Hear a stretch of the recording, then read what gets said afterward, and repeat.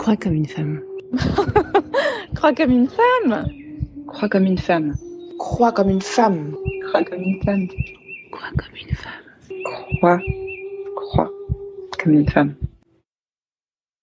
Bienvenue à toi sur Crois comme une femme, le podcast où on discute entre sœurs de foi de nos doutes, nos interrogations sur des concepts, des principes ou des injonctions qu'on a entendus ou qu'on nous a appris sur le statut de la femme musulmane. Toutes ces petites phrases qui font un pincement au cœur ou créent un malaise qu'on s'est dépêché d'étouffer. Ici, le malaise, on lui fait place.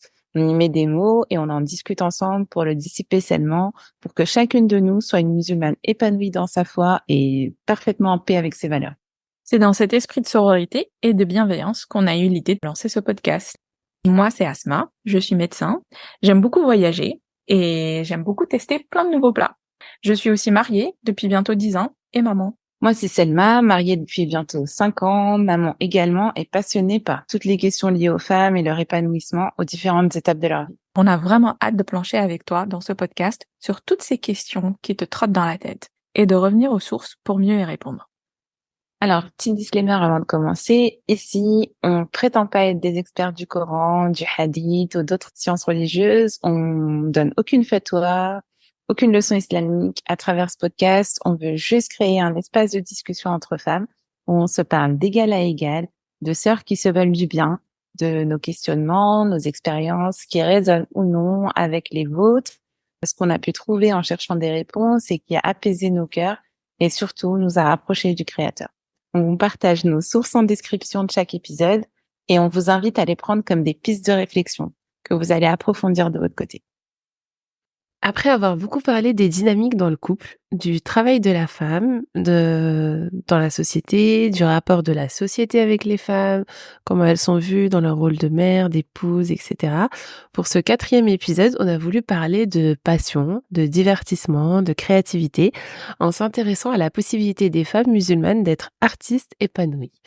Pour être honnête, Asma et moi, on pensait vraiment que ce serait un sujet léger et facile à aborder après avoir abordé des sujets plutôt clivants, mais nos recherches nous ont prouvé le contraire.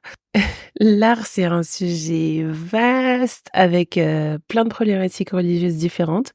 Donc, ça dépend de l'art en question. Est-ce que c'est du dessin, de la peinture? Est-ce que c'est de la voix, du théâtre, etc. Notre intérêt étant pour les questions qui se rapportent particulièrement aux femmes, donc pas les questions générales qui s'appliquent à tout le monde. Par exemple, est-ce que c'est licite de dessiner des personnages ou pas? C'est quoi les règles autour de prendre des photos? Est-ce qu'on peut les garder ensuite? Enfin, ce genre de questions qui sont plus des questions de fiqh général qui intéressent tout le monde. Nous, on a décidé du coup, de tourner notre intérêt vers des problématiques purement féminines. Donc, par exemple, une femme qui est passionnée par le chant ou par le théâtre ou le cinéma, est-ce qu'elle peut s'épanouir là-dedans en tant que femme musulmane? Est-ce des passions interdites qu'il faut qu'elle oublie ou est-ce qu'elle peut trouver un cadre qui respecte les principes de notre religion et pouvoir évoluer en tant qu'artiste pleinement? Et en fait, tout ça, ça va toucher au fait que, en tant que femme, est-ce que sa voix, elle peut être utilisée comme un instrument? Est-ce que elle peut apparaître physiquement sur des scènes, être sous le regard, les projecteurs, etc. Qu'est-ce que ça peut susciter comme interpellation? Et qu'est-ce que surtout les ulama ont dit par rapport à ça? Et est-ce que les femmes se posent ces questions aujourd'hui? Parce que c'est pas des sujets qu'on aborde très souvent. Donc avant de plonger dans tout ce qu'on a trouvé, déjà sachez que c'était très difficile de trouver quelque chose. Voilà ce que le sujet vous a inspiré à travers quelques témoignages. Alors tout d'abord, on va écouter le témoignage de Karima qui nous parle de sa pratique du chant et de comment est-ce qu'elle a réfléchi autour de qu'est-ce que sa foi disait, qu'est-ce qu'on lui avait enseigné par rapport au chant et comment est-ce qu'elle évoluait par rapport à ça. Et ensuite, on va écouter les réflexions d'Omaïma qui nous parle également de ses réflexions autour du chant, mais aussi autour de la place de la voix de la femme et des femmes musulmanes, et notamment dans la récitation du Coran et sa transmission.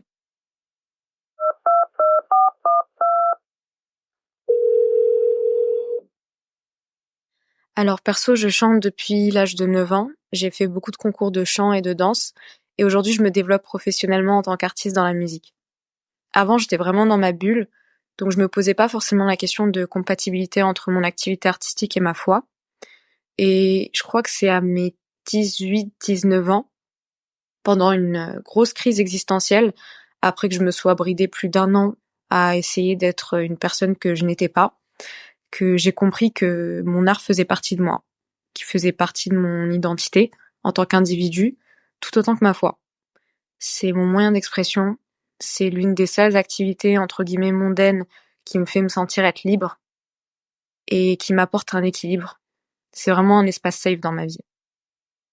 Aujourd'hui, je me sens pas forcément comprise par tout le monde et je peux me sentir en décalage par rapport à certaines personnes de la communauté et pas que. Mais je pense que c'est ok parce que personne sur cette terre n'est compris par tout le monde et aussi je pense que ça nécessite une certaine sensibilité pour comprendre mon point de vue. Donc en fait, je cherche même plus à être comprise. Je me suis posé beaucoup de questions, j'ai aussi posé beaucoup de questions et j'arrêterai jamais de me poser des questions. Et ces questions, elles concernent autant la foi que mon mode de vie, mon avenir en tant que femme. Est-ce que j'ai réellement envie d'en faire un métier? Est-ce que c'est pas mieux que ce soit juste une passion? Est-ce que ça sera pas un obstacle pour une potentielle vie de famille? Et en fait, je pense que c'est des questions qui touchent toutes les femmes artistes, pas que les femmes musulmanes. Les questions que j'ai autour de la musique et le chant sont pratiquement plus liées à ma foi. Pour moi, aujourd'hui, tout est possible quand on s'affirme. En affirmant pleinement mon identité, j'ai pu faire de belles rencontres avec des gens qui me respectent. Et je pense qu'avoir rencontré des personnes comme moi et d'avoir découvert des artistes comme moi, ça m'a beaucoup aidée. Et ça continue de me faire du bien. Donc pour revenir au sujet de mon art / ma foi, je suis arrivée au stade où tant que je me sens alignée, je suis good. Et maintenant, tout est une question d'équilibre et d'intention pour moi.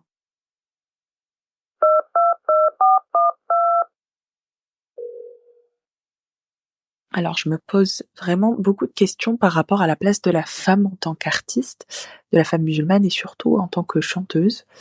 Alors, on a beaucoup entendu, à tort ou à raison, que la voix de la femme est une aura, qu'elle ne doit pas chanter, que ce soit des chants religieux, que ce soit des chants autres, ou même lire de manière de la manière rythmique le Coran, puisque voilà, c'est la voix de la femme est attirante pour les hommes. Ce qui est drôle ou pas, c'est qu'on se pose pas la question par rapport aux hommes. Donc les hommes peuvent chanter à la fois des chants religieux, des chants non religieux, peuvent réciter le Coran, mais il y a tout cet aspect de voilà, la voix de la femme est attirante. Alors que si, enfin le prophète, enfin j'ai pas l'impression qu'il y a des hadiths vraiment là-dessus. Et Dieu nous a créés avec une voix qui nous différencie des hommes, mais pas forcément dans le sens attirance. Et si vraiment la voix de la femme était une aura, bah Dieu ne nous aurait sûrement changé notre tonalité de voix, ou alors nous aurait interdit de parler. Mais en tout cas, ça rentre pas dans la logique religieuse. Et on se pose souvent la question de la place de la femme en tant qu'artiste. Donc la femme ne peut pas chanter, la femme ne peut pas jouer de la musique si ce n'est les percussions, et encore c'est à vérifier. Elles ne peuvent pas dessiner. Enfin, la place de la femme dans le monde artistique est constamment remise en question. Et ce n'est pas le cas pour les hommes. Et cette différence juste basée sur le sexe, pour moi, ça rentre pas dans la logique musulmane ou dans la logique religieuse. Pour moi, si Dieu interdit quelque chose ou si Dieu ne autorise quelque chose, c'est pour les deux genres qu'il a créés. Et je ne comprends pas pourquoi un type d'action pourrait être autorisé pour l'un et non pour l'autre. Je me pose aussi la question sur la manière de l'apprentissage, donc comment a été transmis l'apprentissage du Coran avec la rythmique qu'on lui connaît, sachant que d'après le hadith qui justifie que la voix de la femme est une awra, comment en fait les femmes à l'époque du prophète sallallahu alayhi wa sallam ont appris le Coran, comment elles ont appris à le réciter. Est-ce que c'est le prophète qui apprenait à ces femmes comment le réciter, et les femmes du prophète sallallahu alayhi wa sallam le transmettaient de la manière de réciter aux autres femmes, ou alors est-ce que c'est le prophète sallallahu alayhi wa sallam qui apprenait directement à la fois aux hommes et aux femmes comment le Coran doit être récité. Il y a cette question aussi de transmission, puisque là on parle de la parole sacrée, donc pour moi c'est juste un respect des règles de récitation, et sans rentrer dans la voix de la femme est une aura, donc voilà, c'est vraiment juste appliquer des règles de récitation. Alors, merci à toutes les deux de nous avoir envoyé vos témoignages. Donc ça, c'était surtout sur le chant. Et toi, oui, Selma, tu avais un témoignage plutôt sur un autre aspect.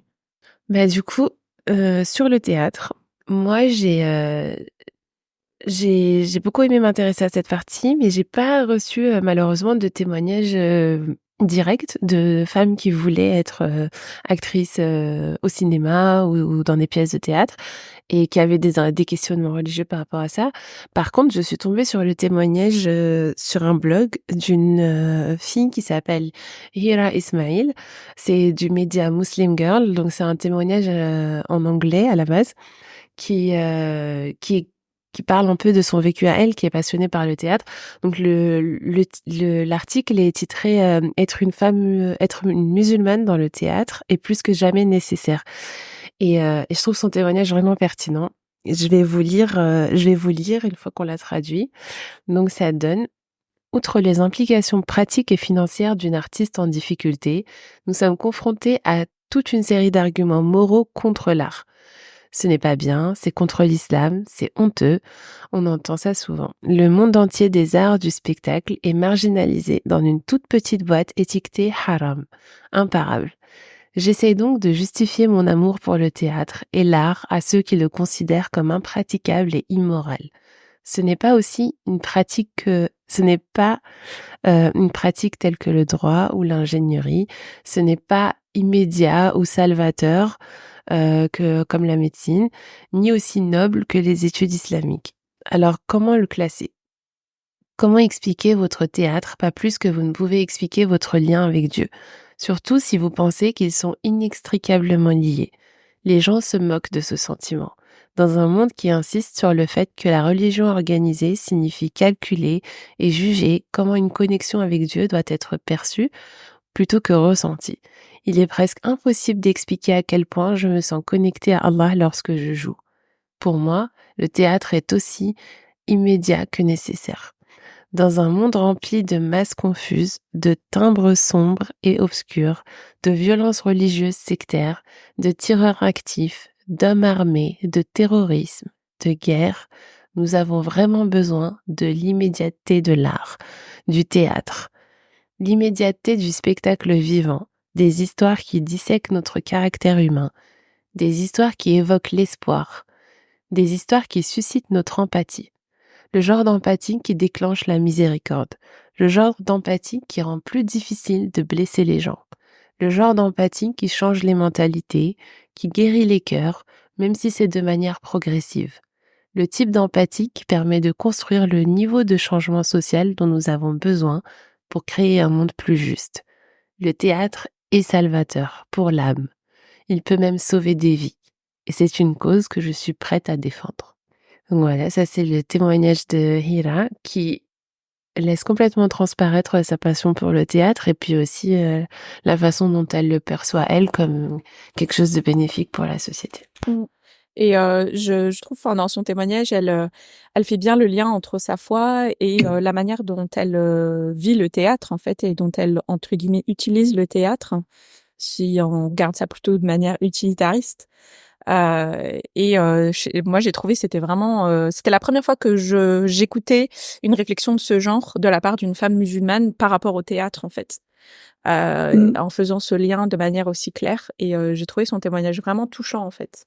Oui, en fait, c'est surtout ça, c'est le côté émotionnel. Parce que pour moi, quand on parle d'une passion, enfin, c'est le thème de cet épisode, hein, c'est pas tout le monde qui est passionné par le chant, le théâtre, le cinéma. Mais quand on parle d'une passion à des gens qui ne sont pas passionnés, c'est très facile de dire, ah, mais c'est bon, fais autre chose. Mais en fait, il y a des gens qui sont viscéralement passionnés par quelque chose, par la musique, par l'art, par le théâtre, par des fois des trucs rien à voir, je sais pas moi, la collection de timbres. C'est vraiment une passion chez eux et les priver de ça, c'est difficile à comprendre, ça génère une grande souffrance et tout. Donc la manière dont elle le dit, elle, on sent vraiment que c'est viscéralement important pour elle. Et je trouve que ça permet de recontextualiser le sujet et lui redonner de l'importance pour dire qu'il y a vraiment une partie de la population pour qui c'est très important de parler de ça. Mmh. Et ça, enfin, on en parlera un peu après, mais c'est vrai que souvent dans tout ce qui est avis religieux, on entend, c'est un peu poussé sur le côté, comme elle disait, un peu marginalisé, parce que ce serait pas quelque chose d'aussi noble que d'autres occupations en fait. Alors que, bah, comme tu dis, ces personnes-là, elles sont vraiment animées en fait par leur passion, ça leur donne énormément d'énergie, elles sont capables de faire des choses extraordinaires.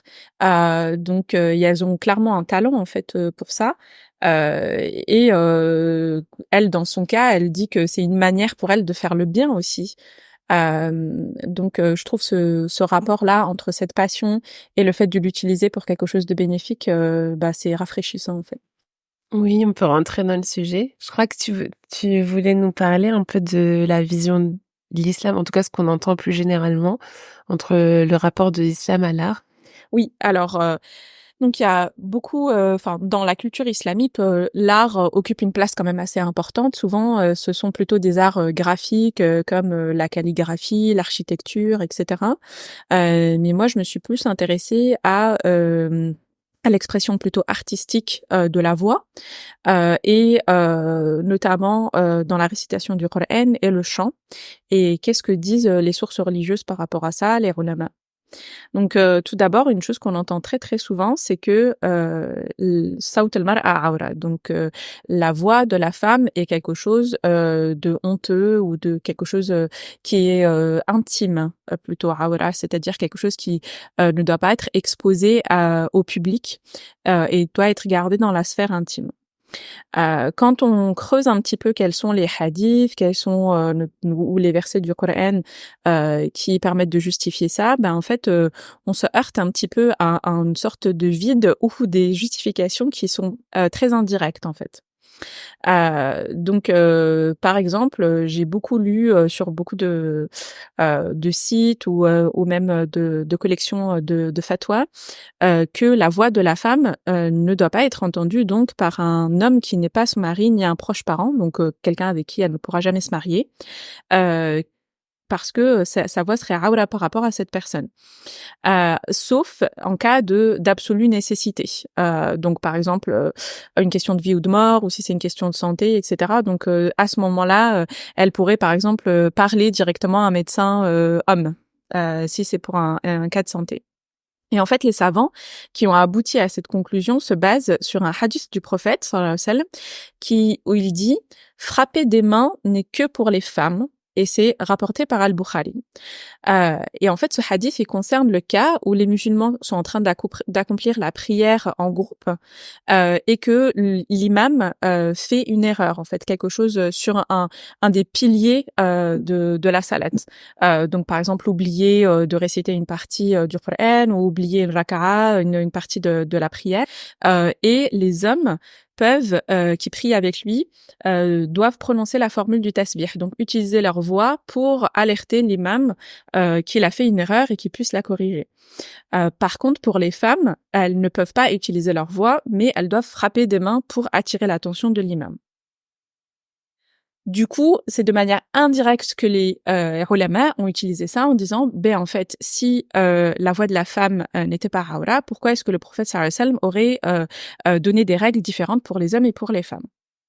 Mais en fait, quand on creuse un petit peu plus, il y a de nombreux ulama qui ont estimé qu'on ne pouvait pas utiliser le raisonnement d'analogie dans ce cas-là, que en fait c'est une mesure qui est particulière à la salat, qui est particulière à la prière, qui est un acte d'adoration, et que c'est pas une règle qu'on peut appliquer en dehors du cadre de la prière.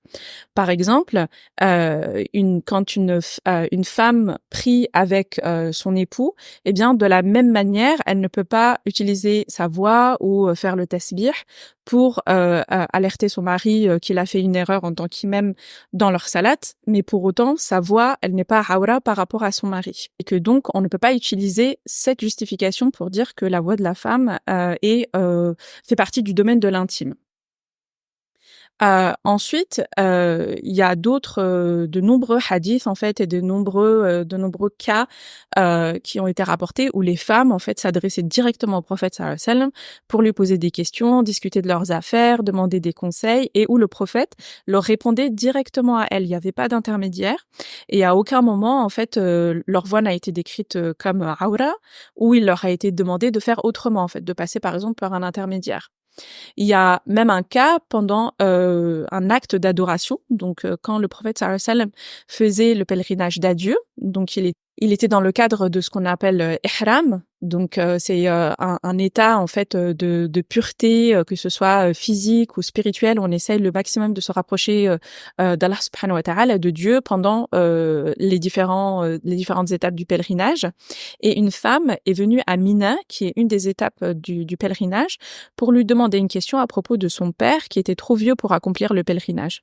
Et c'est un hadith qui est rapporté dans le Bukhari et qui n'est pas controversé, où le prophète sallallahu alayhi wa sallam, pendant son pèlerinage, lui a répondu, et elle s'est adressée directement à lui également. Donc encore une fois, ça renforce la conclusion que le premier hadith était vraiment circonscrit à la prière. Et par ailleurs, même après le temps du prophète sallallahu alayhi wa sallam, il y a de nombreux récits où en fait des compagnons ont été aussi questionnés par des musulmanes, mais ont également enseigné à des femmes et des hommes, et des femmes qui ont également enseigné à des groupes mixtes. Et dans tous ces cas-là, en fait, c'était la voix qui était utilisée pour transmettre les questions, les réponses et le savoir. Ensuite, il y a un verset qui s'adresse plus particulièrement aux femmes du prophète sallallahu alayhi wa sallam, mais qui a été également utilisé pour dire que la voix de la femme pouvait être considérée comme faisant partie de la sphère de l'intime. Dans la sourate Al-Ahzab, sourate 33, le verset 32, qui dit « Ô femmes du prophète, vous n'êtes pas comme les autres femmes. Si vous êtes pieuses, ne soyez pas trop douces dans votre langage, afin que celui dont le cœur est malade ne se laisse pas aller à la convoitise, et tenez un langage décent. » Donc les différents ulama divergent en fait dans l'interprétation de ce verset du Coran sur le ton de la voix des épouses du prophète sallallahu alayhi wa sallam, en fait de nombre d'entre eux insiste plus sur l'hypocrisie et sur le fait que le message de ce verset s'adresse aux personnes qui sont désignées comme dont le cœur est malade. Donc les hypocrites, les personnes qui ont une maladie dans le cœur.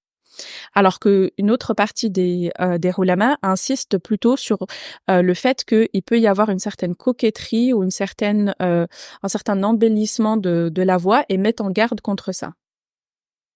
Dans tous les cas, c'est un verset qui s'adresse aux femmes du prophète sallallahu alayhi wa sallam, et il y a de nombreux ulama qui ont estimé que c'était un verset qui était vraiment circonscrit aux femmes du prophète sallallahu alayhi wa sallam. Là, tu parles des femmes du prophète sallallahu alayhi wa sallam. Oui. Et tu te souviens, dans l'épisode 3, on avait un cas similaire d'une ayah où c'était dit justement aux femmes du prophète sallallahu alayhi wa sallam par rapport au fait qu'elles sortent de chez elles, tu sais.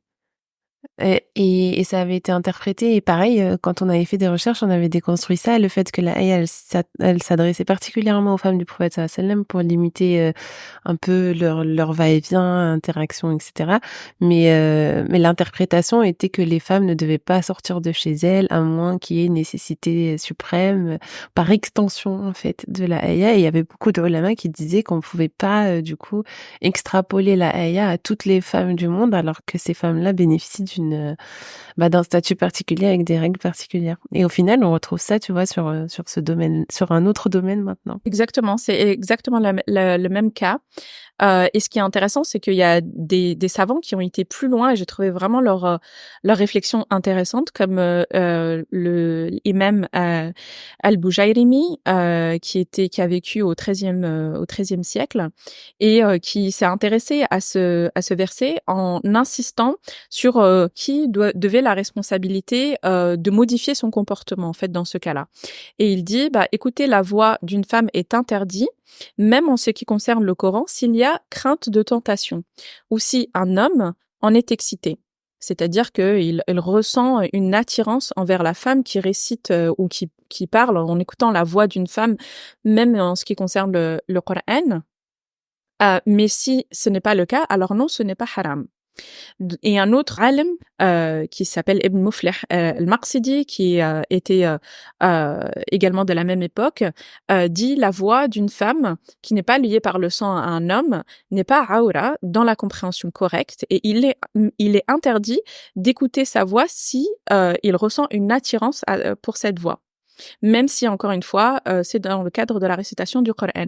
Donc, en fait, ils indiquent dans leur réflexion que la personne responsable de se détourner, de modifier son comportement, en cas d'attirance pour une femme suite à avoir écouté sa voix, c'est à l'homme de faire ça. Ce n'est pas à la femme de ne plus réciter ou de ne plus parler ou de ne plus s'exprimer en public, mais plutôt à la personne qui ressent de manière illégitime en fait cette attirance de se détourner, de ne pas se retrouver dans cette situation-là.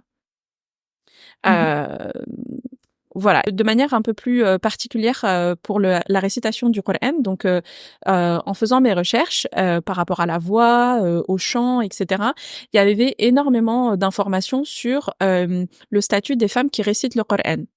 De commencer, la récitation du Coran fait partie des ibadat, donc des adorations cultuelles, le fait de l'apprendre, de le transmettre, et la récitation correcte du Coran, il y a toute une partie qui a trait à la mélodie, à la cadence et aussi à une certaine émotion qui est transmise à travers la voix quand on récite le Coran. Donc par exemple, les récitateurs et les récitatrices qui sont les plus célèbres, qui sont les plus écoutés, sont souvent ceux qui ont beaucoup d'émotions dans la voix, qui transmettent en fait quelque chose du texte à travers leur voix. Donc, on sait par exemple que le prophète sallallahu alayhi wa sallam lui-même a été ému par une femme qui lisait le Coran, donc à Médine, et il a entendu une femme. Et dans une des narrations, il est mentionné que c'était une femme âgée qui récitait Hal ataka hadithul ghashiyah, qui est un verset et le prophète sallallahu alayhi wa sallam de Surat al-Ghashiyah, et le prophète sallallahu alayhi wa sallam s'est mis à pleurer de manière très intense et il a répondu en fait comme si la question lui était adressée à lui directement. Donc la traduction de ce verset, c'est est-ce que le récit de l'éclipsante, donc le Ghashiyah, est parvenu, qui est un des signes de la fin du monde, et le prophète sallallahu alayhi wa sallam a répondu en pleurant oui il m'est venu, sous-entendu qu'il a effectivement entendu le récit dont le verset parle. Et dans ce cas-là, le prophète sallallahu alayhi wa sallam ne s'est pas détourné de cette femme qui récitait ce verset de manière très chargée d'émotion en fait. Et au contraire, il a répondu, il a été très touché par cette récitation. Ensuite, de manière plus large, l'enseignement... Juste pour revenir sur ta récitation, moi j'ai entendu une autre histoire, c'est d'une Ansariya aussi, qui s'appelle Waraqa bint Abdullah, radiyallahu anha, et elle était aussi âgée, hein, mais très instruite, très pieuse, et enfin je lisais une histoire sur elle, qu'elle était connue parmi les femmes des sahabiyettes, en tout cas, qui récitaient, à passer ses nuits et ses jours à prier, à méditer, etc. Et elle récitait vraiment très bien le Coran. Et c'était un peu sa seconde nature de passer beaucoup de temps à méditer sur les versets du Coran. Elle faisait vraiment ça beaucoup. Et en fait, ils ont dit que subhanallah, quand ils ont trouvé qu'elle était décédée, c'était parce que le soleil s'était levé et que les voisins n'avaient pas entendu le son de sa voix à réciter le Coran.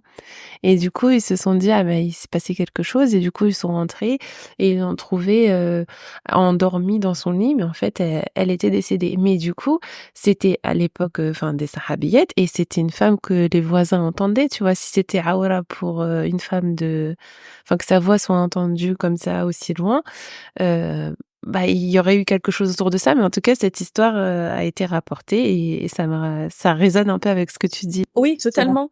Et dans l'interprétation de ce hadith, donc par rapport à cette Ansariya qui récitait Surat al-Ghashiyah, les ulama ont dit, en fait, le prophète sallallahu alayhi wa sallam est un législateur. En fait, il lui incombe de clarifier les règles, et il l'a fait à plusieurs reprises. Dans ce qui est autorisé et ce qui est interdit, à chaque fois qu'il a vu quelque chose qui était interdit, qui n'était pas licite, il l'a clairement dit en fait. Donc dans ce cas-là, c'était un épisode très clair. Donc comme dans le tien, une femme qui récite à voix haute, qui peut être entendue par homme et par femme, et n'a à aucun moment dit en fait qu'il n'était pas possible pour elle de réciter, qu'il aurait fallu qu'elle récite seulement pour les femmes, etc. Donc je trouve que ça donne déjà, ça permet de déconstruire pas mal de choses par rapport à cette idée de la voix de la femme, et de clairement dire en fait que non, on peut pas dire de manière généraliste comme ça, pour une règle absolue, la voix de la femme ne peut pas être entendue dans le domaine public.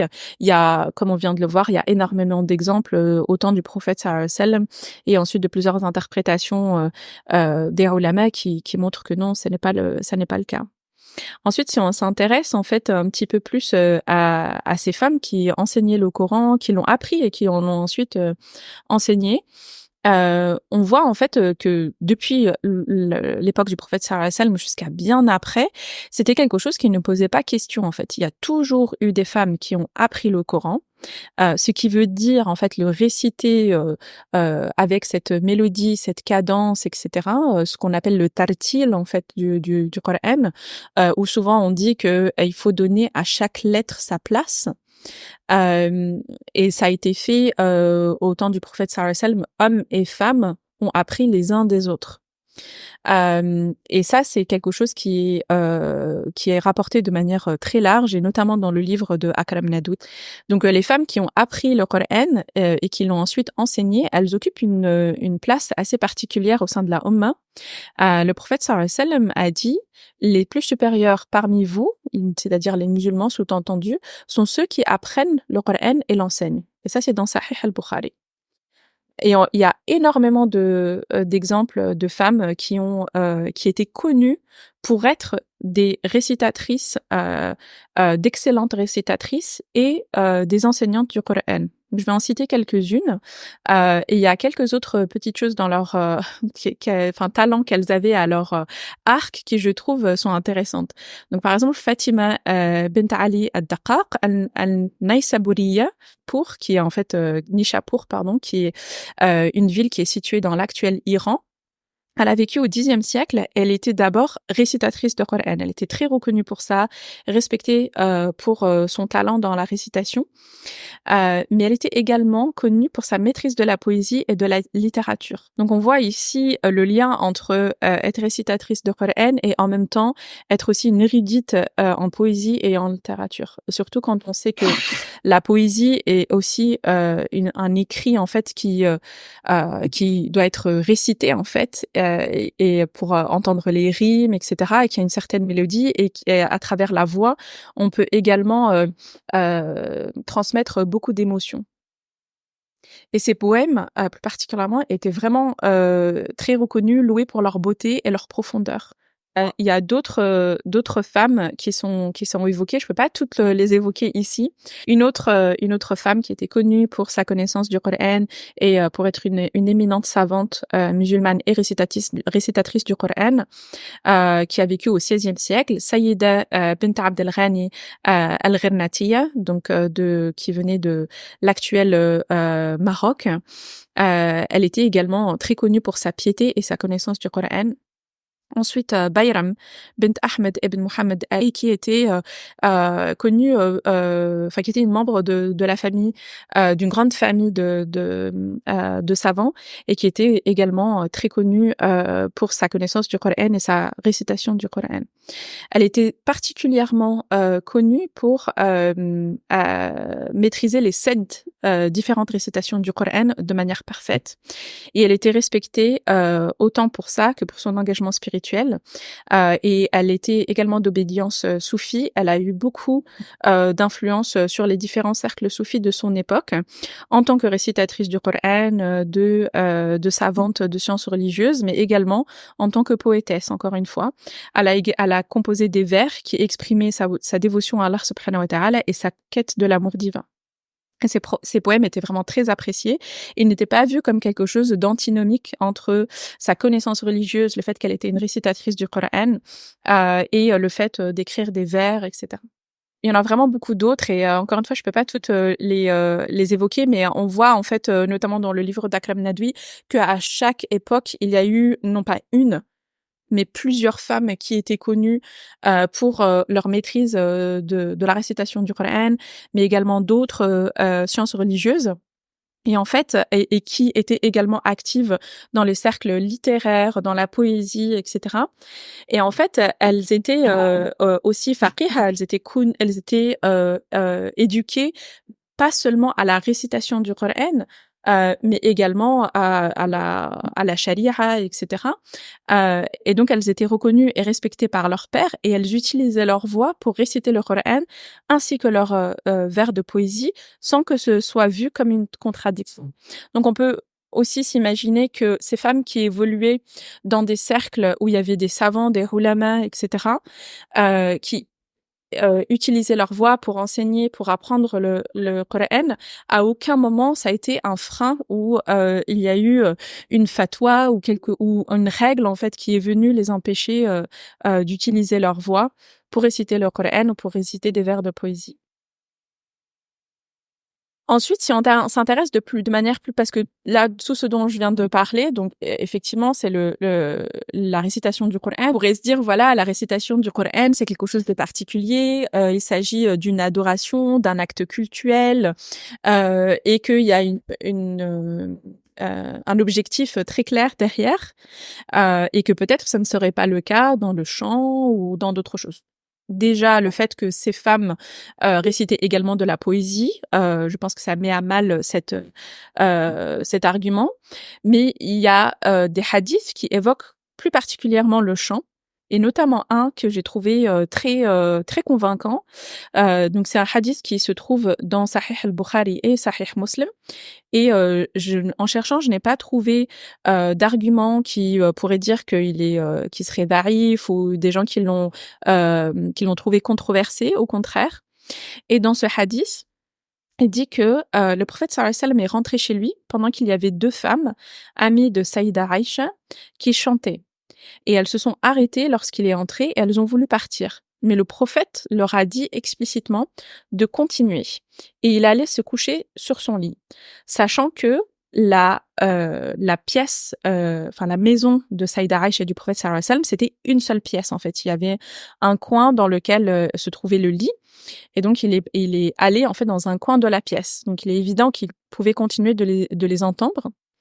Ensuite, un peu plus tard, Abu Bakr est rentré et a réprimandé Aïcha en lui disant qu'elle laissait faire quelque chose qui n'était pas licite dans la maison du prophète sallallahu alayhi wa sallam.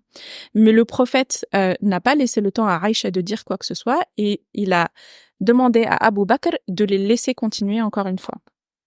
Et Aïcha, qui rapporte ce hadith, dit que un petit peu plus tard, c'est elle-même qui a demandé à ses 2 amis de partir.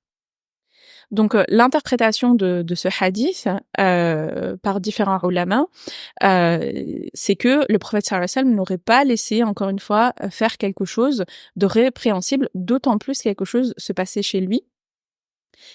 Et là, dans le hadith, il est assez clair qu'à 2 reprises, il a laissé les femmes continuer de chanter. Et il s'agissait de 2 femmes.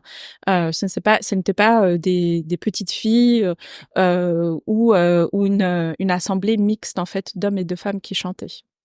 Il y a d'autres hadiths, notamment qui font référence à l'époque de la vie du prophète sallallahu alayhi wa sallam à Médine, où les Ansar étaient connus pour avoir beaucoup de représentations artistiques, notamment des chants ou de musique, etc. Et notamment un hadith très connu où il y avait un spectacle. Dans le hadith, il n'est pas clair si ce spectacle mettait en scène des hommes ou des femmes, ou les deux. Mais en tout cas, encore une fois, c'est un épisode où il s'agit de divertissement, en fait. Et ici, on parle pas de récitation du Coran ou d'une ibada. C'est purement, en fait, du divertissement. Et où Saïda Aïcha voulait voir le spectacle. Donc, le prophète sallallahu alayhi wa sallam s'est mis devant elle pour qu'elle puisse être à l'aise et l'a laissé regarder, en fait, le spectacle jusqu'à ce que qu'elle ait eu elle-même envie de partir. Donc, encore une fois, des hadiths qui montrent que l'expression artistique n'était pas quelque chose que le prophète sallallahu alayhi wa sallam a activement demandé, dit que c'était répréhensible ou demandé aux musulmans de s'en éloigner. Donc tout au long de l'histoire islamique, en fait, il y a plusieurs interprétations de ces textes à propos du chant pour les femmes. Et il y a beaucoup de ulama qui ont suggéré que le chant pour les femmes pouvait être permis. La plupart de ces ulama mettent de nombreuses conditions en fait à l'expression à travers le chant pour les femmes. Et en réalité, ces restrictions, quand on y regarde de plus près, elles pourraient être appliquées tout autant aux hommes en fait. Donc il y a notamment 5 alim qui sont assez connus, qui ont évoqué ça.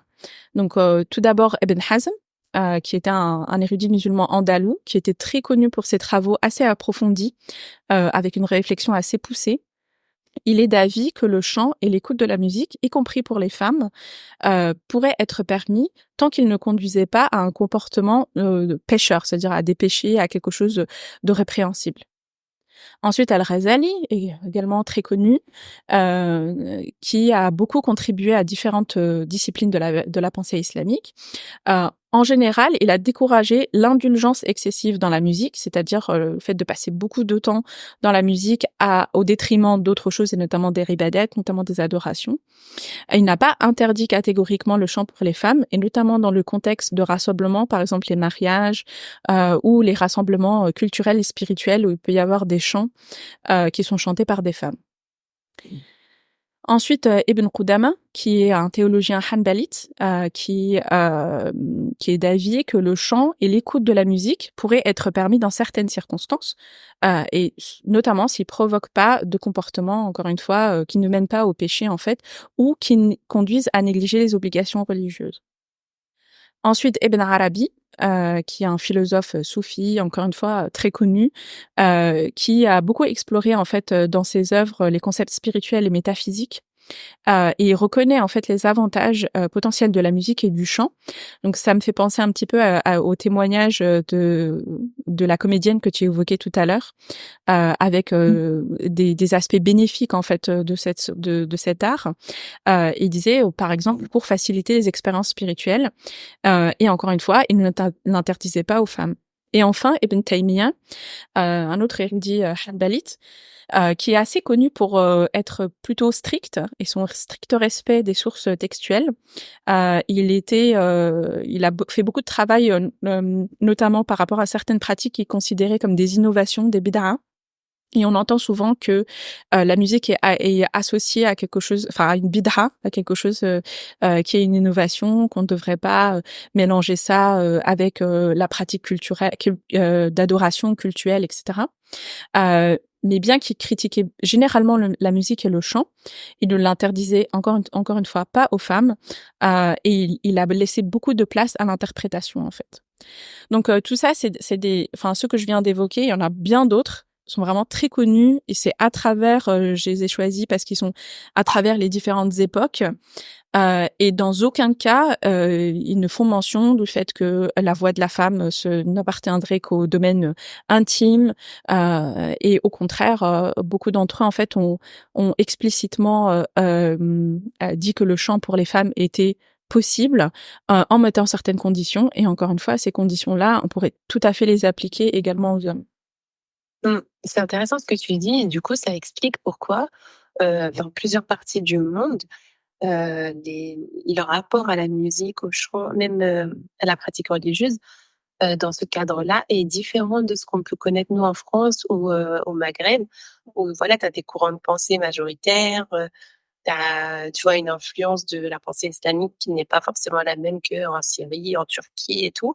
Et en voyageant, par exemple, en Turquie, j'ai côtoyé beaucoup de cercles religieux où enfin, de façon mixte, hommes et femmes chantaient des mada'eh, donc des, comment on peut traduire ça? Des anachid, glorifiant, le prophète sallallahu ou juste pour Dieu ou des choses comme ça.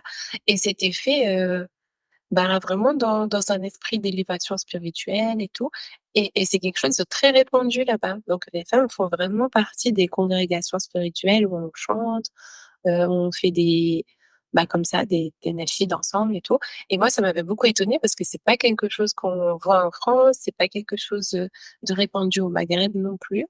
Mais ce que tu montres à travers ces savants-là, c'est que, bah, il il y a des courants de pensée différents dans le monde qu'on ne connaît pas si on commence pas à chercher et que c'est comme ça que ces pays-là ont, pour eux, c'est la norme, en fait, de faire ces choses-là parce qu'ils ont d'autres courants de pensée, qu'ils ont suivi d'autres savants qui ont normalisé ces pratiques depuis très, très longtemps pour eux. Donc ça pousse à une ouverture d'esprit, en tout cas à un questionnement. Tout à fait, oui. Et surtout, moi, ce qui m'a le plus marqué vraiment, c'est que en commençant les recherches sur cette partie, notamment le chant, moi, ce qu'on m'a appris religieusement, c'est que c'est la Sawt al-Mar'a pour ce qui est du chant. C'est-à-dire qu'on ne peut pas chanter de manière seule, par exemple. On peut chanter au sein d'un groupe de femmes, mais pas une femme seule, par exemple. Je m'étais jamais vraiment intéressée à exactement c'est quoi les sources qui permettent de justifier ça. Et encore une fois, c'était ma première grosse réalisation, c'est que mais en fait toutes les justifications, elles sont très, très indirectes et elles sont aussi très controversées. Donc c'est pas quelque chose encore une fois, le contraste entre l'interdiction claire, générale en fait, sans aucune exception et après quand on se penche sur les justifications, en fait, elles sont pas du tout catégoriques, ni hors de controverse, etc. Alors du coup, c'est quoi ce cadre et dont ces ulama évoquent. Donc on peut les résumer, j'en ai déjà évoqué quelques-uns. Donc l'absence d'un contenu qui serait immoral, donc des chants en fait ou le contenu des chansons évidemment sans obscénité, vulgarité, etc. Et qui sont pas contradictoires avec les enseignements islamiques ou la moralité. Ensuite que ça ne mène pas à des comportements répréhensibles. Donc par exemple, le mélange excessif d'hommes et de femmes, ou encore la consommation de drogue ou d'alcool, etc. Oui, et puis de pas glorifier ces choses-là. Malheureusement, dans plein de Voilà. chansons qu'on écoute maintenant, voilà, ça glorifie de consommer ceci ou cela, alors que c'est n'importe quoi. Voilà. Donc ça, je pense que ça reste quand même assez évident. Et encore une fois, ce qui m'a frappée, c'est que bien que les avis étaient souvent par rapport à le chant et les femmes, le contexte, souvent, en fait, c'était des choses qui n'étaient pas spécifiques aux femmes, en fait. Donc là, Oui, les deux ça choses que s'applique à tout le monde, ça. ça s'applique à tout le monde. il y en a certains qui insistent sur le maintien du hijab, que les femmes qui chantent ou qui sont dans des endroits, par exemple un concert ou une assise où il y a des chants, où elle écoute des chants dans un cadre mixte, doivent observer le code vestimentaire islamique, comme le hijab par exemple, et un comportement modeste. Donc, mis à part le hijab, le comportement modeste, ça s'applique également aux hommes en fait de l'assemblée. Pas d'incitation à la tentation, donc le chant ne doit pas avoir comme objectif d'attiser en fait la tentation. Donc et ça c'est à travers des comportements, un comportement non verbal, mais également à travers les paroles. Ensuite, dans un cadre approprié, par exemple, il y a des ulama qui ont insisté sur le fait que, eh bien, ces chants-là pouvaient se dérouler dans les mariages, dans les célébrations, où l'intention principale, en fait, c'est pas juste le divertissement sans but, mais plutôt l'expression cultuelle ou culturelle.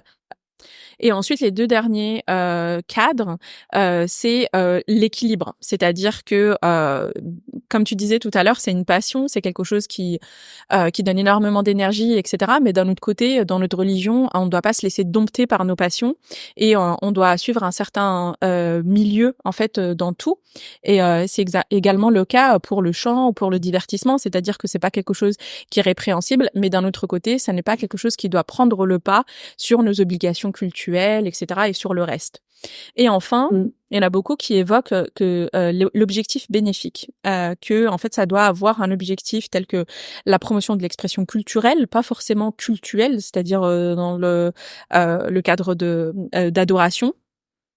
Et que ça doit avoir comme objectif aussi de transmettre des messages qui sont positifs, ou d'améliorer des expériences spirituelles, etc., plutôt que de l'amusement pour de l'amusement. Je mettrais un petit bémol à ça, c'est que il y a des hadiths qui rapportent, ou celui que j'ai évoqué notamment, où Aïcha voulait voir un spectacle en fait. Dans ce cas-là, en fait, c'était vraiment passer le temps à regarder quelque chose d'agréable et se divertir, se relaxer en fait. Donc Mais c'est pareil après sur la poésie, par exemple, si tu reprends les poèmes de Al-Khansab, dont on a parlé dans l'épisode 2, qui était une grande poétesse contemporaine du prophète sallallahu. Elle faisait des poèmes sur la mort de ses frères, sur des choses profondes qui ont apporté du chakra dans sa vie, etc. Et c'était une poétesse très très connue. Mais voilà, ça n'avait pas de but particulier de transmettre une morale ou quelque chose. C'était une façon de vivre son deuil, de communiquer ses émotions, etc. Donc, je rejoins ton bémol, mais j'imagine qu'on essaye tous de tendre à une vie assez riche et complète où on s'adonne à plein de choses, que ce soit là du temps pour sa famille, du temps pour ses passions, du temps pour ses ibadat et tout. C'est un peu dans cette idée d'être dans le juste milieu, pas forcément, je pense, d'avoir un but louable à chaque fois. Ouais, tout à fait. Donc moi, au terme en fait de ces recherches-là, ce que j'en retiens, c'est que on peut de manière quand même assez claire dire que non, la voix de la femme n'appartient pas uniquement au domaine intime et qu'il n'est pas illicite en fait pour une femme de parler en public. De manière très claire également, la récitation du Coran en public par une femme, ou le fait qu'elle l'enseigne n'est également pas illicite. Il y a quand même pas mal d'éléments qui montrent que le fait de chanter pour une femme ou pour des femmes n'est également pas quelque chose de clairement interdit. Et il y a beaucoup de ulama en fait qui au contraire disent que c'est totalement permis. Et on a évoqué dans quel cadre, mais encore une fois, ce cadre-là, il n'est pas spécifiquement lié aux femmes en fait. Il s'agit juste du bon comportement de n'importe quel musulman, homme ou femme, que ce soit dans le cadre d'une expression artistique ou quel que soit le cadre, par exemple dans le cadre professionnel ou quand on est étudiant, etc. Donc voilà, moi c'est ce que j'en retiens et ça m'a permis de me réconcilier un petit peu plus avec l'expression artistique en fait et de pas forcément ranger ça dans quelque chose de négatif, d'interdit ou voire d'une pure perte de temps en fait. Oui, la boxe haram comme disait le témoignage. Bon, écoute, c'était super intéressant. On en retire plein de choses. Moi, c'est un peu ce que tu disais, tu vois, sur les formes. Je vais revenir un peu, remonter sur les formes d'art, ce qui existait à l'époque, etc. Et effectivement, en plus du chant, il y avait d'autres formes d'art, donc la poésie dont tu as parlé, les danses, les performances dramatiques, dans certaines occasions, comme les mariages, les festivals et tout. Ces représentations, elles étaient à l'époque souvent ancrées dans la tradition orale, donc c'est des histoires racontées, des choses comme ça. Et c'était très lié à la culture tribale et aux coutumes pré-islamiques. Donc après l'avènement de l'islam, l'attitude envers ces formes-là de divertissement, du coup, elle a changé selon l'interprétation islamique de ce qui est permis et ce qui l'est pas. Dans les nombreuses interprétations islamiques, le théâtre moderne, tel qu'il est pratiqué dans nos sociétés aujourd'hui, pose des vraies questions en termes de respect des principes islamiques. Donc moi, je me suis vraiment intéressée au théâtre et au cinéma. Donc ça pose des questions de morale, de comportement approprié entre hommes et femmes, parce que du coup, c'est des lieux de mixité, on joue des histoires personnelles, on joue des familles, etc. Mais les attitudes à l'égard du théâtre, elles varient aussi selon les écoles de pensée islamiques et les contextes culturels dans lesquels ces questions apparaissent. Il y a une grande confusion sur la position de l'islam sur ces formes d'art-là, parce qu'elles ont toutes été développées des siècles après le Coran, la vie du prophète sallallahu alayhi wa sallam et tout. Donc toi, tu parles du chant, où c'est quelque chose qui existait déjà à l'époque, mais le cinéma comme on le connaît aujourd'hui, c'est vraiment quelque chose de nouveau, avec des problématiques qui ne sont pas abordées stricto sensu comme elles sont dans nos textes religieux. Et du coup, ça pose un problème de ijtihad des ulama. Donc, est-ce qu'ils se sont posé la question? Ils ont dérivé des règles, etc. Donc, il y a ceux qui pensent, par exemple, que le métier d'acteur, donc on parle même pas de la question féminine, le métier d'acteur pour les hommes et pour les femmes serait interdit. Donc, ils citent des versets du Coran et des hadiths qui mettent en garde contre le mensonge, contre la tromperie. Donc, le fait d'être dans ce truc fictif, de prétendre qu'on a dit ou qu'on est tel personnage alors que c'est pas vrai. Tout ce jeu fictif, ils considèrent que c'est haram et que ça implique d'avoir des contre-vérités, des fausses identités, etc. Donc, après, il y a ceux qui considèrent que ce jeu est halal parce que c'est un jeu qui est imaginaire, que les acteurs ne prétendent pas littéralement être quelqu'un dans la vie réelle et que ceux qui viennent regarder le savent pertinemment. Donc, on n'est pas dans ce jeu de tromperie. Il n'y a pas cette intention négative, etc. Donc, c'est plus un art qui peut être utilisé d'une manière positive, à des fins d'éducation ou de divertissement, etc. Donc, juste pour dire un peu que il y a deux pôles très différents sur juste l'approche de cet art tout court, avant même de parler de la femme et tout. Donc, étant donné que la question elle est très contemporaine, on peut pas trop citer des savants, tu vas remonter à très longtemps comme tu dis toi et tout. Ce qui est utile, c'est de citer des savants modernes qui ont pris nos conjonctures en compte dans leur fatwa.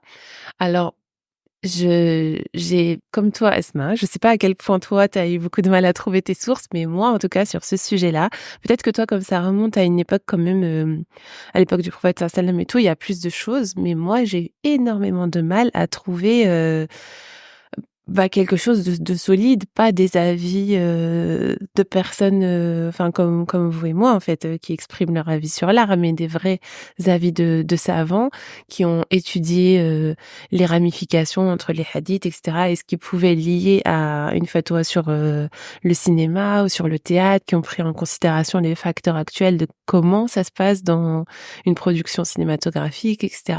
Il y avait très peu de choses. J'ai l'impression du coup que il y a beaucoup à faire en termes de recherche et que le fait que les femmes ne sont pas présentes dans cette sphère de chercheurs, parmi les ulama influents et tout, ça transparaît. C'est un peu comme l'histoire de la médecine. Corrige-moi, Asma, si je dis n'importe quoi, vu que tu es médecin, mais en tout cas, c'est connu, en tout cas dans les cercles féministes, c'est connu que certaines maladies n'ont pas été explorées profondément, certains médicaments n'ont pas été développés de manière à être totalement adaptés au corps féminin, parce que il y a eu une grosse hégémonie des hommes sur ce domaine-là pendant très longtemps. Donc les recherches ont été menées par des hommes pour des hommes, ou en tout cas avec cette idée que voilà, hommes et femmes, ça doit fonctionner pareil, alors que pas du tout. Et là, c'est pareil. On trouve qu'il y a des domaines où peut-être que voilà, les femmes, elles ont des aspects particuliers et tout ça qui ne sont pas traités, ou alors que l'œil féminin n'existe pas sur certaines manières, comment les questions sont approchées et tout. Donc pour moi, ça veut dire que voilà, il y a un espace à prendre pour les femmes où, où leur manière de voir, de comprendre, leur science, etc. est nécessaire pour faire évoluer les travaux de recherche. Donc ça a été un travail laborieux, mais je vais vous citer dans les recherches, dans les sources, ce que moi j'ai trouvé. Il y a des pistes qui sont très intéressantes. Par exemple, j'ai trouvé un article qui rapportait que Cheikh Qaradawi, qu'on connaît tous, semble être en fait le premier savant à adopter une position positive sur les films. Parce que ça s'est posé la question de savoir est-ce que les musulmans devraient regarder les films tout court. Donc il y a pour savoir est-ce que c'est profitable ou pas, etc. Donc lui, il a un livre qui s'appelle Le licite et l'illicite dans l'islam, où il déclarerait: il ne fait aucun doute que les films sont d'importants outils de travail pour les musulmans. Il ne fait aucun doute qu'ils sont des outils d'instruction et de loisir. Ils sont comme tout autre outil qui en soi est neutre et inoffensif. Toute décision à son sujet dépendra de la manière dont il est utilisé. Donc ça, c'est le licite et l'illicite en islam de Cheikh Qaradawi. Il énumère 3 conditions qui rendent les films, qu'il s'agisse de les regarder ou de les réaliser, désirables et bons, acceptables islamiquement. Donc c'est un peu comme toi sur le chant. C'est le fait que le contenu ne prône pas le péché, l'immoralité, etc. Qu'il ne soit pas à l'encontre des croyances islamiques, que visionner le film et par extension le réaliser n'entraîne pas la négligence des responsabilités religieuses, y compris la prière, les devoirs sociaux, familiaux, etc. Et que les interactions et la mixité dans les salles de cinéma ou dans le cadre de la production sont évitées et pas dans un cadre de tentation sexuelle. C'est-à-dire que ça doit être dans un cadre modeste. Déjà, c'est très intéressant que lui, il dise que l'outil en lui-même est un outil neutre. En fait, on peut tout détourner de manière néfaste et mauvaise dans l'utilisation. Que ce soit écrire des livres, etc. En fait, ça devient un outil, le stylo, ou en gros, lui, c'est comme ça qu'il le recontextualise et j'ai trouvé ça très intéressant. Ensuite, il y a eu, par exemple, une fatwa de Cheikh Mohammed ibn Saleh ibn Hutaymin, qui est très connu comme alim, et sa fatwa sur le sujet, il dit: il ne fait aucun doute que le fait d'appeler les gens à Allah, donc faire la da'wa, est un acte d'adoration, et qu'en gros, donc Allah nous a ordonné d'appeler les gens à lui, d'inviter les hommes à la voix du Seigneur. Et il dit, le prophète sallallahu alayhi wa sallam a dit de même: la meilleure des paroles est le prêche. Il lui arrivait de prêcher à ses compagnons d'une manière qu'il décrivait comme faisant trembler le cœur et remplir les yeux de larmes. Donc si une personne peut utiliser ce moyen de prêcher, c'est sans aucun doute le meilleur moyen, c'est-à-dire en utilisant le livre d'Allah subhanahu wa ta'ala et la sunna de son prophète sallallahu alayhi wa sallam. Mais s'il pense qu'il peut parfois ajouter d'autres méthodes permises en utilisant des choses qu'Allah a autorisées, il n'y a aucun mal à ça. Mais c'est soumis à la condition que ces moyens n'impliquent rien d'interdit. Donc là, il ouvre la porte à d'autres outils dans l'ère moderne qui pourraient aider à promouvoir la société islamique telle qu'on la voit, les valeurs islamiques, etc. Et dans cette boîte d'outils modernes, en plus de juste prêcher, comme on voit les da'i aujourd'hui dans les mosquées et tout, on peut retrouver des films qui incarnent des valeurs islamiques. Par exemple, on voit beaucoup ça dans les mangas japonais qui vont incarner des valeurs d'héroïsme, etc. En gros, dans les films islamiques, comme le film Le Messager, par exemple, où on voit un peu tous les sahaba qu'on a idéalisés et tout, comment il se comportait dans la vie, quand on voit l'épopée de ce qui s'est passé et tout, ça crée un peu tout ce narratif dans notre tête. Et en gros, c'est un peu de ça dont il parle, c'est-à-dire que s'il y a d'autres outils qui peuvent toucher le cœur et qui peuvent inspirer ces valeurs-là, tant que ça reste dans le champ de Dieu, c'est possible. Donc lui, il ferme pas la porte à ces outils-là, que ce soit le théâtre ou le cinéma ou autre. Mais il rappelle, lui comme Al-Qaradawi, que le cadre doit être en accord avec les valeurs islamiques. Pareil, on a la fatwa de Cheikh Ahmed Kouti, qui est un maître de conférence spécialiste de l'islam à l'Institut islamique de Toronto, au Canada. Sa fatwa a été reprise récemment en 2023, mais elle date d'avant ça, où il parle, lui, des femmes musulmanes qui veulent être artistes et actrices notamment. Il dit « Le théâtre est un média, et comme tout autre média, il peut être utilisé à bon escient pour promouvoir la vertu et prévenir les vices, ou bien, comme le font plein de personnes, il peut être utilisé pour promouvoir les vices et la corruption dans la société.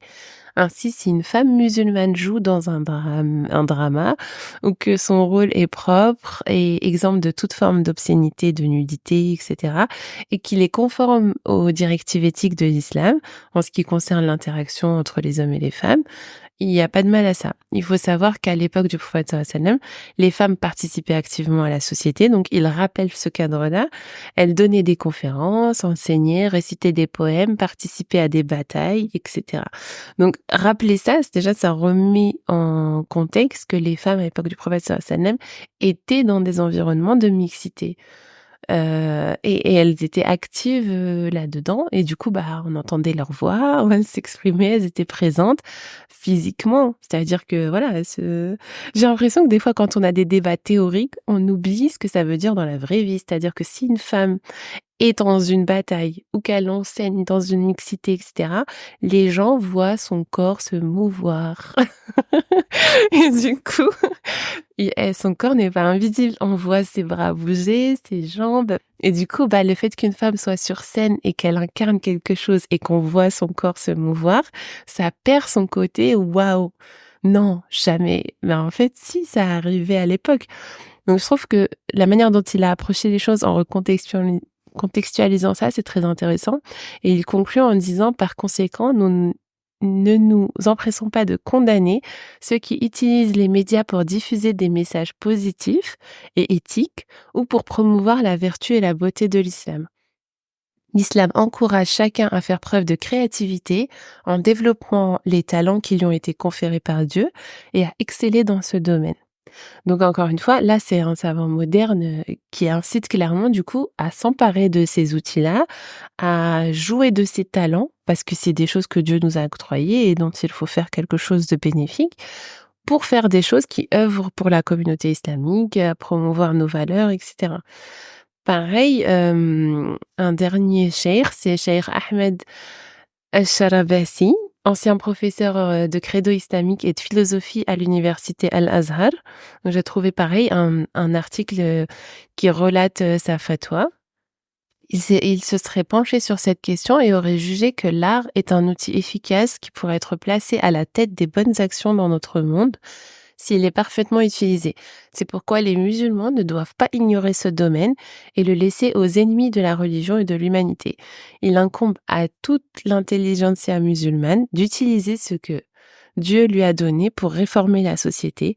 Nous avons grandement besoin, par le biais de films ou de séries, de rappeler à la nouvelle génération les vies héroïques des réformateurs et des érudits musulmans. En outre, la société a grand besoin de présenter la bonne morale, l'histoire de l'islam et de fournir des solutions à ces problèmes par le biais d'œuvres d'art qui touchent fortement les différentes classes de la société. Le cinéma, contrairement aux œuvres théâtrales, dépend davantage des images, donc du jeu d'acteur. Le jeu vise à analyser les expériences de vie, à dépeindre des défauts, des choses à éviter, à faire l'éloge de vertu, etc. Donc ça permet en fait de véhiculer de fortes leçons sur les expériences de vie, sur comment se comporter ou pas, et transmettre un message fort. Donc lui aussi, il incite vivement à s'emparer de ces outils-là parce qu'ils ont un impact qui leur est unique en fait. Mais ils doivent bien sûr toujours être dans une moralité islamique, respecter, de pas dévoiler le corps des acteurs, de pas inciter à une tentation exagérée, à tout ce que l'islam prohibe.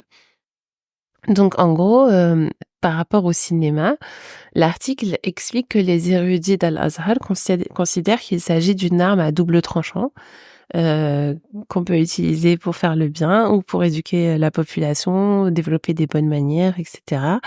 Donc ils encouragent à ce que cet outil-là soit utilisé de plus en plus dans un cadre éthique pour que la nouvelle génération en soit imprégnée. Donc ils exhortent surtout les réalisateurs du monde entier à répondre à cet appel pour créer des environnements où les acteurs pourront évoluer dans un cadre islamique.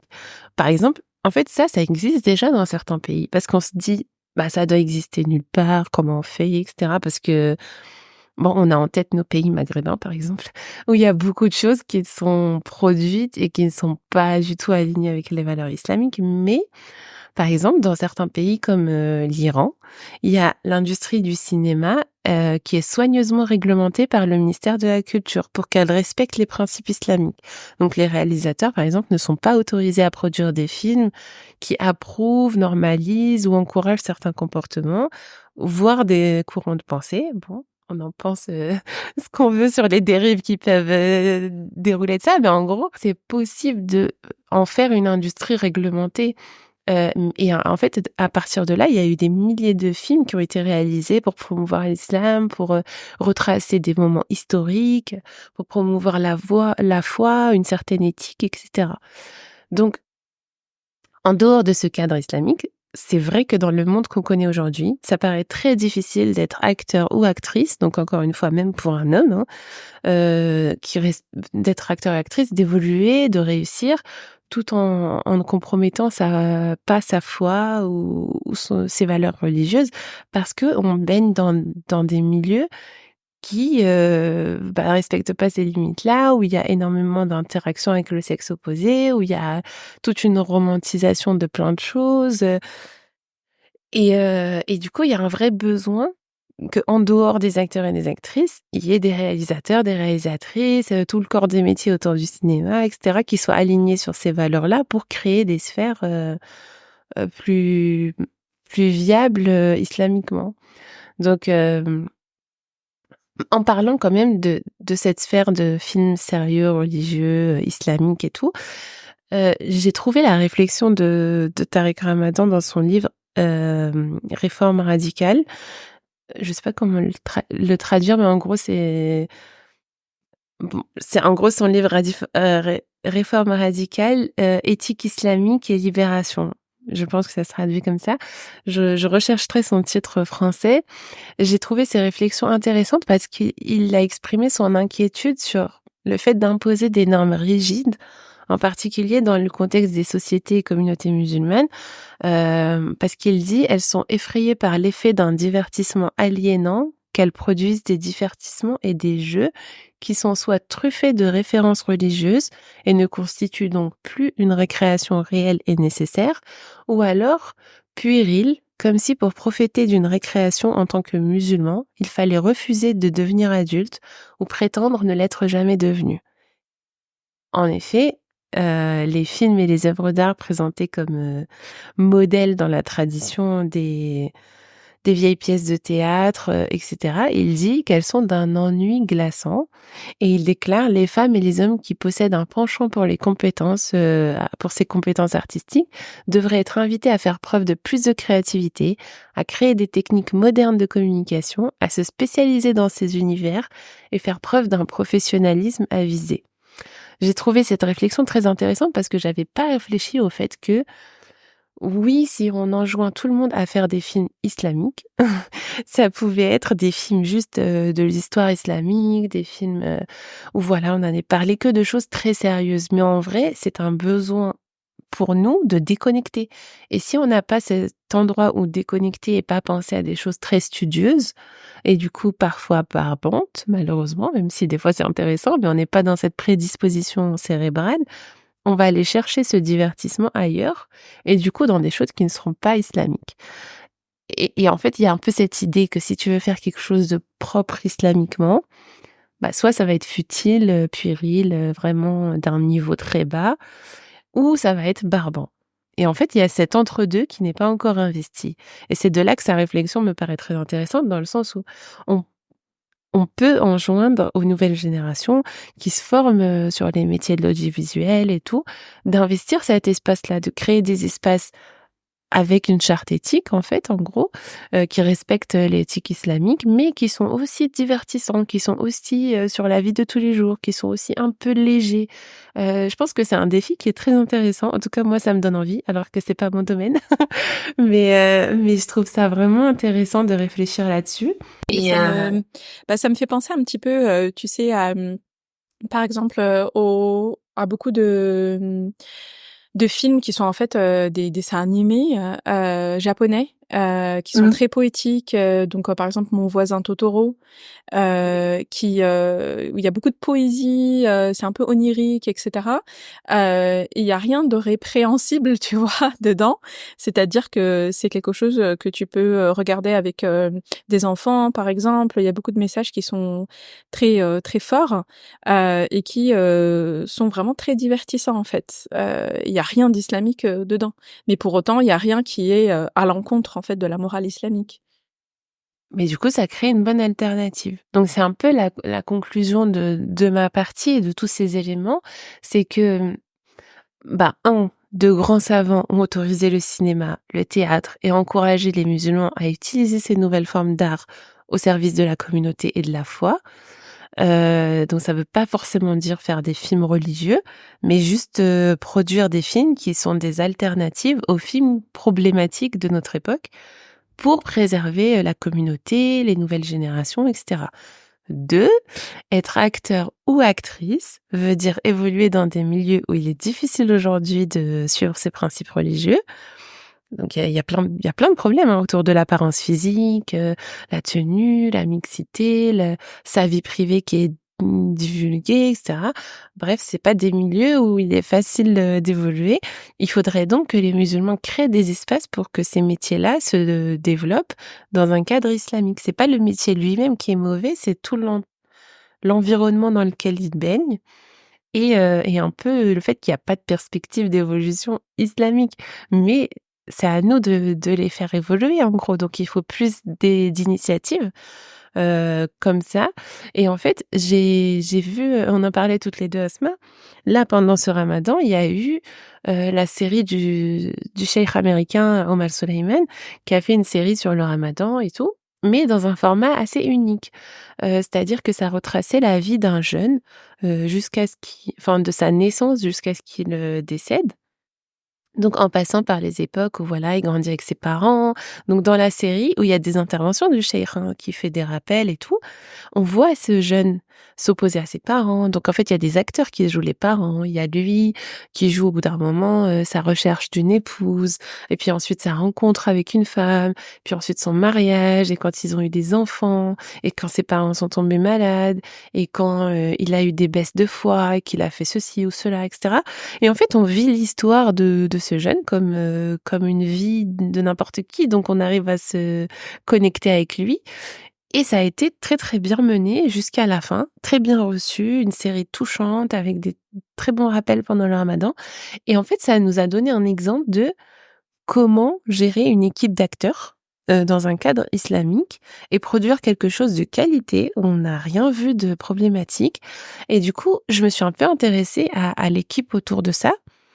Et en fait, à la fin de la série, ils expliquent qu'il y a un groupe d'imams qui était disponible pour être consulté sur les questions autour de cette série. Donc, j'imagine sur le fond comme la forme, en fait. Est-ce que Shar'an on peut faire ci? Et puis ensuite sur les rappels en eux-mêmes. Et ça devait être très utile. Ensuite, il y avait une maquilleuse pour les hommes, un maquilleur pour les femmes. Et après, le maquillage était vraiment léger. Je pense que c'est juste pour apparaître correctement sur l'écran avec les lumières de la caméra, du projecteur, etc. Et en fait, voilà, ils ont mis en place toute une équipe comme ça qui respectait la mixité, de pas mettre des hommes toucher des femmes pour les préparer, ni des femmes qui préparaient les hommes, ni machin. Et ensuite, je sais pas trop comment se passer les liens entre les acteurs, mais en tout cas, il y avait pas de rapport physique, enfin, de toucher les mains ou machin entre les acteurs. On voyait pas ça. Donc c'était vraiment joué d'une manière très respectueuse et bénéfique. Donc ça donne un espoir de comment ça pourrait être réalisé. En tout cas pour celles et ceux qui ont dans l'idée de faire des métiers dans l'audiovisuel, bah il y a vraiment beaucoup de choses à creuser. Et pour le coup, bah, Cheikh Omar Suleiman nous a montré que c'est possible et que ça pouvait être très beau. Donc voilà, cet épisode, il a été intéressant. Intéressant, mais vraiment plus complexe que ce qu'on avait pensé, mais intéressant dans le sens où il a provoqué plein de petits questionnements, où il a rendu le sujet beaucoup plus profond que ce qu'on avait envisagé au départ.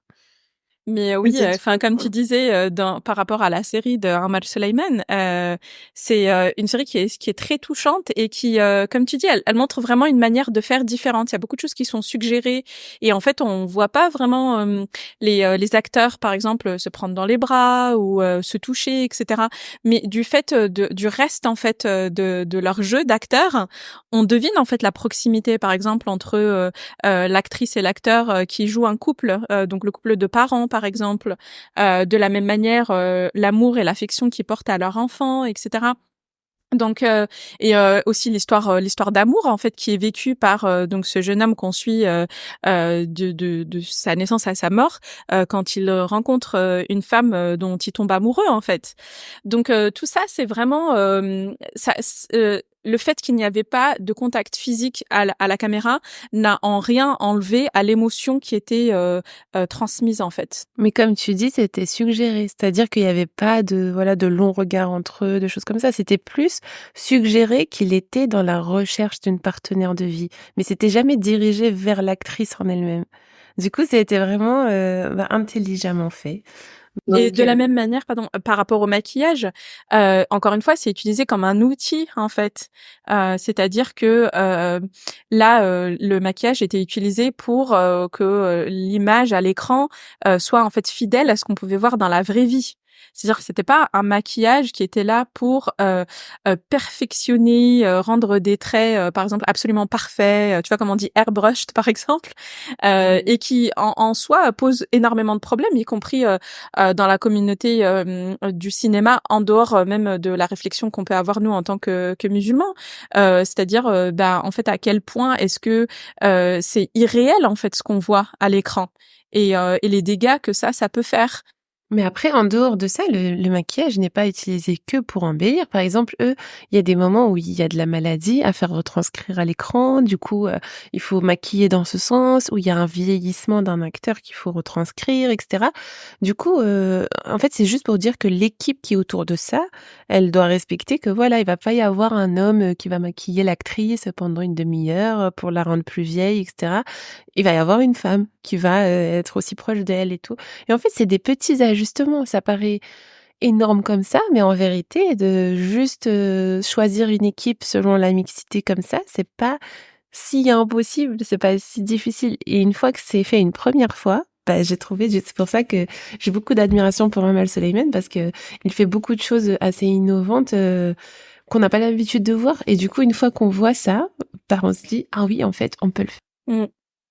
Et ce que tu disais par rapport à l'épisode qui a été quand même assez plus challengeant, je sais pas comment dire en français, mais plus difficile que ce que j'avais anticipé également, mais extrêmement enrichissant. Et moi, je repars vraiment avec le message que il y a encore plein de choses à faire et que dans toutes ces choses à faire là, les femmes ont aussi toute leur place en fait pour réfléchir, pour trouver des solutions et pour exprimer en fait leur point de vue, leur sensibilité en tant que femme aussi.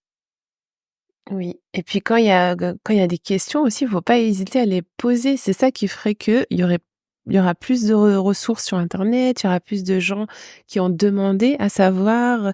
Plus il y a de la demande et plus les chouyours seront amenés à y répondre et on aura plus de références en fait. Je pense que le fait de se censurer, de s'auto-censurer, se dire non mais laisse tomber, je vais pas poser la question, pourquoi je ferais ça, allez j'oublie, j'enterre ce rêve, blablabla, bah ça fait qu'il n'y a pas de réponse, il n'y a pas de source, personne n'en parle. Donc on est là pour se poser des questions. J'espère qu'on a réussi à apporter des bribes de réponses. Par rapport à ce qu'on fait d'habitude, on annonce le prochain épisode, mais pour être honnête, on l'a pas encore choisi. Du coup, on vous tiendra au courant après celui-là par un post sur le prochain thème qu'on va choisir, Inch'Allah, pour demander vos témoignages et n'hésitez pas à nous faire des retours par rapport à ce sujet. On est toujours très avide de savoir ce que vous en pensez. Merci pour votre écoute et on vous dit à très bientôt, Inch'Allah. Fi amanillah.